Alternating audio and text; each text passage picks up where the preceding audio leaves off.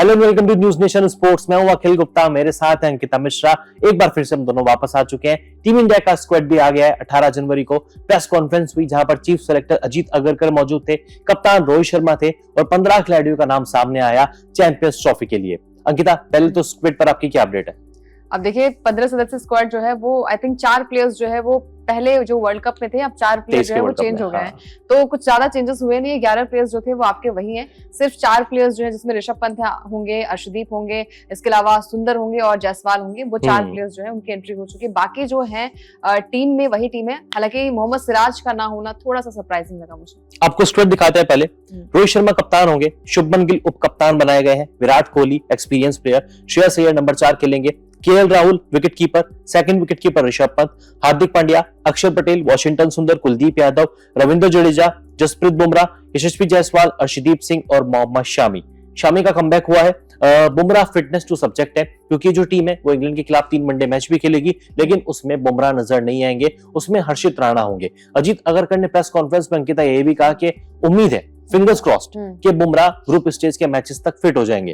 हालांकि बुमराह का 2 फरवरी को एक स्कैन भी होना है, उसके बाद ही कंफर्म हो पाएगा कि वो ग्रुप स्टेज के मैचेस खेलेंगे या फिर नहीं खेलेंगे। लेकिन अगर नहीं भी खेलते तो हर्षित राणा उनके बैकअप रहेंगे, यानी कि सिराज को बैकअप प्लेयर के तौर पर भी नहीं देखा जा रहा। अब ये तो बहुत सरप्राइजिंग है क्योंकि जब पूछा गया तो उन्होंने कहा कि नहीं, वो 100% जो है वो कमबैक के लिए जाना जाएगा क्योंकि मोहम्मद सिराज का, मोहम्मद सिराज के लिए भी और बुमराह के लिए। बुमराह तो भाई एक ऐसे प्लेयर हैं जो शायद अगर नहीं है टीम के लिए, और हम सब यही चाहते हैं, प्रे करते हैं कि जल्द से जल्द वो ठीक हो जाएं और टीम का हिस्सा बन जाए। हालांकि ओडीआई मैचेस में वो नहीं दिखाई देंगे, लेकिन उम्मीद यही करते हैं कि चैंपियंस ट्रॉफी से पहले, शुरुआती मैचेस से पहले वो ठीक हो जाए और टीम में जल्द से जल्द वापसी करे। अच्छी बात यह है कि मोहम्मद शमी जो है वो दोनों ही मैचेस में, आपको बता दें कि T20 फॉर्मेट में भी है और अब चैंपियंस ट्रॉफी में भी उनका नाम जो है वो शामिल हो गया है। यानी कि मोहम्मद शमी जैसा साल 2023 में उन्होंने किया था वैसा ही कुछ चैंपियंस ट्रॉफी में भी करना होगा, क्योंकि यहाँ से बहुत सारे खिलाड़ियों की जो है वो नजरें होंगी, जो सीनियर प्लेयर्स खासकर है अखिल, चाहे वो रोहित हो, चाहे वो विराट हो, चाहे वो रविंद्र जडेजा हो, क्योंकि उनको भी शामिल किया गया है टीम में,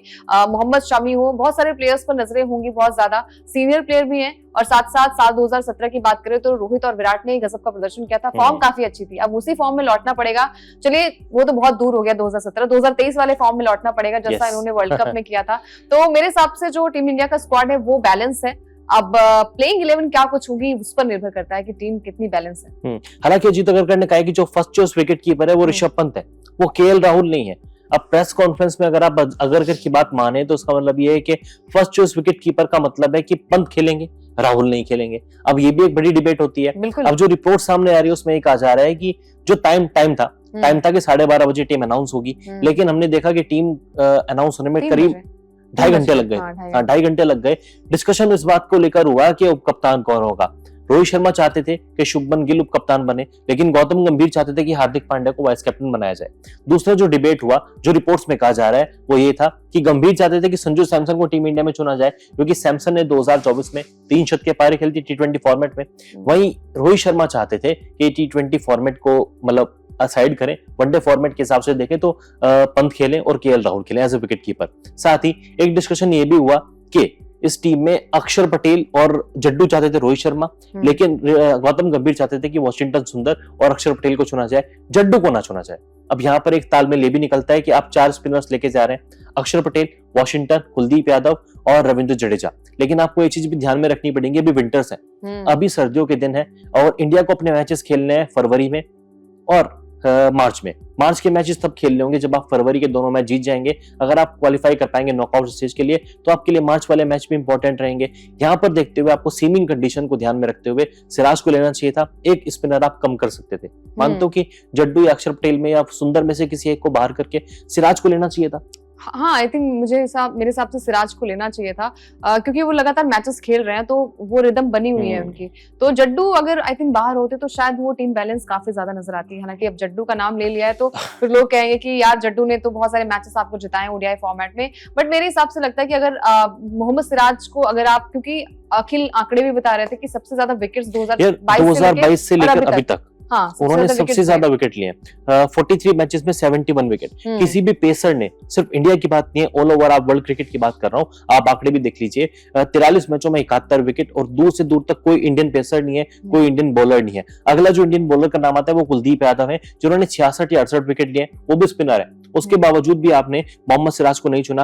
और प्रेस कॉन्फ्रेंस में कप्तान साहब रोहित शर्मा कहते हैं कि पुरानी गेंद से वो इंपैक्टफुल नहीं है, वो प्रभावशाली नहीं है। यार 2022, 23, 24 वो बंदा T20 वर्ल्ड कप भी खेला, वो 2023 का वर्ल्ड कप भी खेला, वनडे वर्ल्ड कप आप फाइनल तक गए थे, क्या तब पुरानी गेंद से बॉलिंग नहीं की थी सिराज ने? यही सारी चीजें, जैसे आपने बहुत सारी चीजें बताई कि मतलब तालमेल ही नहीं है, कैप्टन और आपके कोच के तालमेल नहीं है। आप चाहते हैं कि वो कप्तान हो, वो कप्तान हो। मतलब डिस्कशन इतना ज्यादा हुआ, हमारा टाइम खराब हुआ कि 12:30 की प्रेस कॉन्फ्रेंस थी, हम पहले ऑफिस आ गए। हमें लगा कि चलिए पहले तैयारियां की जाए, उसके बाद, क्योंकि अचानक से जब स्क्वाड सामने आता है तो फिर आपको बहुत सारी चीजें भी करनी पड़ती है कि हाँ लिस्ट बनानी होती है, तमाम सारी चीजें होती हैं। तो जब उसमें टाइमिंग में गड़बड़ी है और आप में इतनी ज्यादा आई थिंक तालमेल नहीं है, तो फिर ये प्रॉब्लम जो है वो क्रिएट भी होगी, चाहे आप ग्राउंड पर रहे चाहे ग्राउंड के बाहर रहे। तो मेरे हिसाब से आई थिंक हमें, आप जैसे लोग हैं जो मोहम्मद सिराज को ये कह रहे थे नहीं ड्रॉप करना चाहिए, उनका डाउनफॉल शुरू हो गया है, किसी और को मौका देना चाहिए। हालांकि अर्शदीप को जो है वो डेफिनेटली मौका मिलना चाहिए, क्योंकि अर्शदीप ने अपने आप को प्रूव किया। तो कुछ गड़बड़ नहीं है, सब ठीक है, सारे प्लेयर्स बढ़िया हैं, चाहे वो संजू हो चाहे वो मोहम्मद सिराज हो, हर किसी का अपना एक रोल होता है। बट अभी जो टीम आई है इसी के साथ हमें जाना है और अब इसे हमें पहचाना पड़ेगा, क्योंकि यही हमारे जो है वो करता धरता होंगे। और उम्मीद है कि चैंपियंस ट्रॉफी में किसी भी तरीके से आपकी नाकामी साबित नहीं होनी चाहिए, इफ बट नहीं होना चाहिए। अब आपने टीम चुन ली है, चाहे वो रोहित की उसमें रजामंदी हो ना हो, चाहे वो गंभीर की रजामंदी ना हो, लेकिन अब आपको इसी 15 के साथ खेलना पड़ेगा। यही 15 जो है वो आपको चैंपियंस ट्रॉफी जिताएंगे। तो वो भरोसा जैसा हमने साल 2023 में राहुल द्रविड़ की कोचिंग में देखा था, वैसा ही कुछ होना चाहिए। जब तक आप पॉजिटिव नहीं होंगे, माहौल पॉजिटिव नहीं होगा, तो फिर वो ग्राउंड के अंदर भी आप जाएंगे तो आपके दिमाग में सारी चीजें चलती रहेंगी। तो मेरे हिसाब से पॉजिटिव रहना पड़ेगा टीम इंडिया को और वही जोश भरना पड़ेगा जैसा साल 2023 में हमने अपने अंदर भरा था। चलिए वो छोड़िए, जो हमने T20 वर्ल्ड कप जीता था, कुछ तो किया होगा तभी तो जीता। यस, कुछ तो किया होगा। और जैसा कि मैंने कल लाइव में भी कहा था, जब टीम इंडिया का स्क्वाड अनाउंस हुआ कि अब इन 15 खिलाड़ियों के ऊपर हमारी मेंटल हेल्थ डिपेंड करेगी, हम खुश हो पाते हैं या फिर दुखी होते हैं, वो ये 15 तय करेंगे। खैर, और भी कुछ कमी नजर आ रही है इस स्क्वाड में? मेरे हिसाब से तो नहीं आ रही है, कुछ भी कमी नजर नहीं आ रही है। आई थिंक जैसे शुभमन गिल को उप कप्तान बनाया गया है, मेरे हिसाब से यहाँ पर श्रेयस अय्यर या फिर KL राहुल को होना चाहिए था। तो शायद अब ये आई थिंक हमारा माइंड कह रहा है, लेकिन शायद फ्यूचर को देखते हुए डिसाइड किया गया है कि शुभमन गिल को कप्तानी के तौर पर देखा जा रहा हो। अगर फ्यूचर की ओर भी देख रहे हैं ना, तो श्रेयस अय्यर भी कोई 30 या 31 के नहीं है। श्रेयस अय्यर भी अंडर 30 आते हैं और अच्छे प्लेयर है। वो बंदा मुंबई के लिए भी डोमेस्टिक में लगातार अच्छा कर रहा है, एज अ कैप्टन अच्छा कर रहा है, मुश्ताक अली ट्रॉफी भी जीती है। मतलब गिल के अंदर वो क्वालिटी अभी नजर नहीं आ रही है। ठीक है, स्टार्टिंग फॉर्म भी डिप है ना। हाँ, फॉर्म भी डिप है और वो बॉडी लैंग्वेज हमने देखा है, जैसे एक हार्दिक की बॉडी लैंग्वेज होती है, भले ही ग्राउंड उनका कंट्रोवर्शियल वो अलग चीज आप छोड़ दीजिए, बट वो ग्राउंड में जो चहल-पहल होती है, हाँ, वो हमें भी एनर्जी होती है कि हाँ नहीं ये मैच हम देखेंगे और इस मैच में कुछ तो होगा। क्योंकि आपने देखा होगा कि जीटी पहली बार वो कप्तानी कर रहे थे और एज अ कैप्टन वो कर रहे थे, तो मजा आया था उनको देखते हुए। लेकिन अब जीटी की कप्तानी गिल के हाथों में है। चलिए ठीक है, पहला आपका ये कप्तानी के तौर पर चलिए पूरा असाइनमेंट था, लेकिन वो पॉजिटिविटी वो लगा ही नहीं था कि कभी भी फ्रेम में लगा नहीं था कि गुजरात भी आईपीएल खेल रही है। आईपीएल 2024 में मुझे तो कभी ऐसा फील नहीं हुआ गिल की कैप्टनसी के चलते। खैर, अब जो भी है, गिल उप कप्तान है, हम चाहेंगे कि टीम अच्छा करे और फ्यूचर की अगर मैनेजमेंट देख रहा है, सेलेक्टर्स देख रहे हैं, कप्तान रोहित शर्मा देख रहे हैं, कुछ सोच समझ के उन्होंने गिल को उप कप्तान चुना होगा। हालांकि रिपोर्ट में कहा जा रहा है, मैं फिर से बताता हूं कि गंभीर चाहते थे हार्दिक पांड्या को उप कप्तान बनाया जाए इस टीम में। हार्दिक के अलावा अगर गंभीर लगता है कि गंभीर को लगता है कि हार्दिक पांड्या जो है वो उप कप्तान होने चाहिए, तो फिर T20 फॉर्मेट में अक्षर पटेल को क्यों बनाया गया? हार्दिक तो वहां पर भी है, हार्दिक तो T20 में भी, हार्दिक ODI में भी है। और हार्दिक ऐसे प्लेयर है, अगर आप उन्हें निकाल देंगे ना, तो फिर आपकी टीम डिसबैलेंस हो जाएगी, चाहे वो T20 फॉर्मेट चाहे ODI हो। आपको पता है कि वो विकेट्स भी निकालते हैं, रन्स भी बनाते हैं, तो फिर आपने वहां पर जिम्मेदारी क्यों नहीं दी?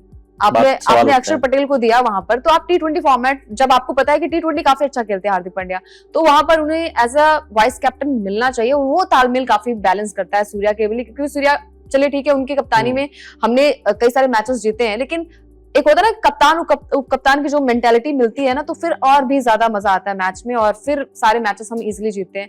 माइंडसेट जो है वो सबसे ज्यादा इंपॉर्टेंट होता है।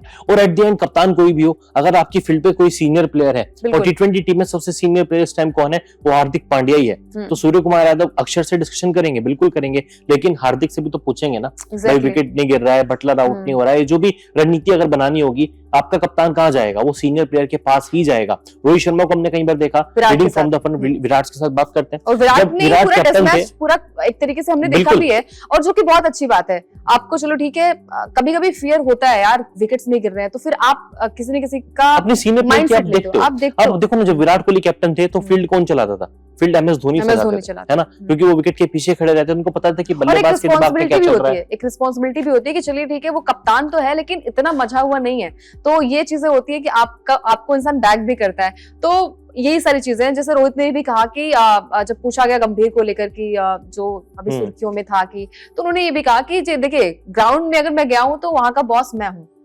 ग्राउंड के बाहर जो चीजें चल रही है उसके बारे में मुझे नहीं पता, लेकिन ग्राउंड के अंदर अगर हम हैं तो हम एक साथ एक टीम की तरह देखे जाते हैं, जो कि बहुत अच्छी अप्रोच है। अब ये बातों की बात है कि या फिर ग्राउंड पर देखने को मिलता है चैंपियंस ट्रॉफी में, क्योंकि BGT में तो हमने देख लिया था, टीम इंडिया ने अच्छा प्रदर्शन तो किया है, लेकिन वही है ना कि हर एक माइंडसेट आई थिंक मिल नहीं रहा था। जैसे एक स्ट्रेटजी जो थी वो नहीं बन रही थी, तो शायद वो स्ट्रेटजी बनानी पड़ेगी, अदरवाइज फिर हमारा ODI फॉर्मेट भी फेल हो जाएगा। टीम इंडिया जो टॉप पर था उसका डाउनफॉल शुरू हो सकता है। हालांकि अभी तक ODI में टीम इंडिया बेहतर ही कर रही है, वो श्रीलंका वाला हम हार गए थे, अदरवाइज अब 2025 में कुछ तो अलग करना पड़ेगा। तो क्या लगता है 25 में हम जीत पाएंगे इस टीम के दम पे? नहीं, टीम तो बहुत अच्छी है मेरे हिसाब से, टीम बहुत अच्छी है।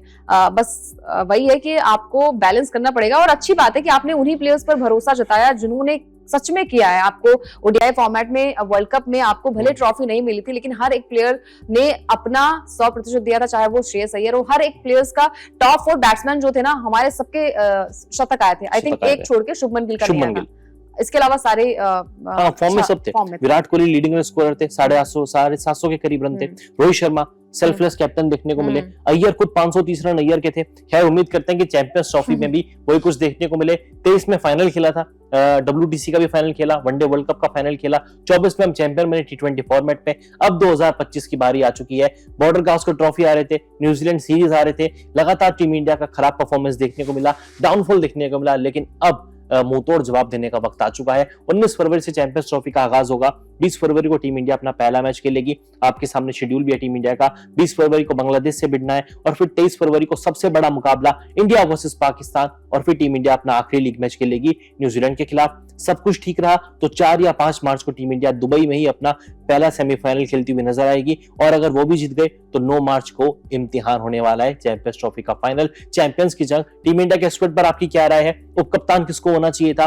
क्या अक्षर को चुन के गलत किया? जड्डू को चुनना कितना सही है? करुण नायर को टीम में नहीं चुना गया? जो भी डिबेट हो रही है उस पर आपकी क्या राय है? विकेट कीपर फर्स्ट चॉइस कौन होगा? संजू सैमसन को ना चुनने पर आपकी क्या राय है? कमेंट जरूर करें। वीडियो पसंद आए तो लाइक कमेंट शेयर करना बिल्कुल ना भूलें, और साथ ही अगर न्यूज नेशन प्लेटफॉर्म पर आप नए हैं तो हमारे चैनल को सब्सक्राइब करें और बेल आइकन जरूर दबाएं।